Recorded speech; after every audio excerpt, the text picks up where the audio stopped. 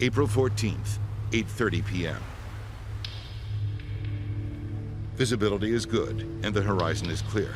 No icebergs in sight. She's a fine captain. Titanic is now steaming at over 22 knots, roughly 25 miles an hour. Very good. Carry on, Mirror. She is almost at top speed. One of the most common explanations that people give for the cause of the Titanic disaster is that she was going too fast.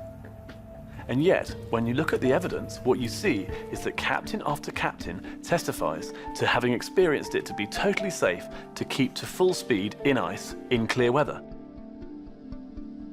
Another legend has it that Captain Smith is drunk on duty. But he never drank at sea.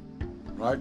Get that. He's in command of Titanic because he's considered one of White Star's finest captains.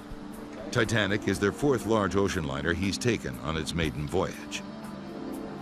That night, the weather was completely clear, so Captain Smith was doing only what all the other captains would have been doing, which is keeping a sharp lookout. The entire safety of Titanic now depends on the sharp eyes of the lookouts aloft. Frederick Fleet and Reginald Lee.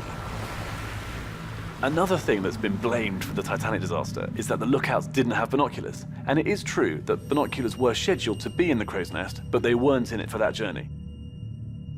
However, having read all of the inquiries and listened to testimony from the captains of all the major transatlantic liners, what I know is that the best way of spotting ice at night is with the naked eye. And binoculars are in fact for inspection of an object and not for detection of an object. And the last thing the officers on the Titanic wanted was the lookouts messing around with binoculars trying to verify what they were seeing.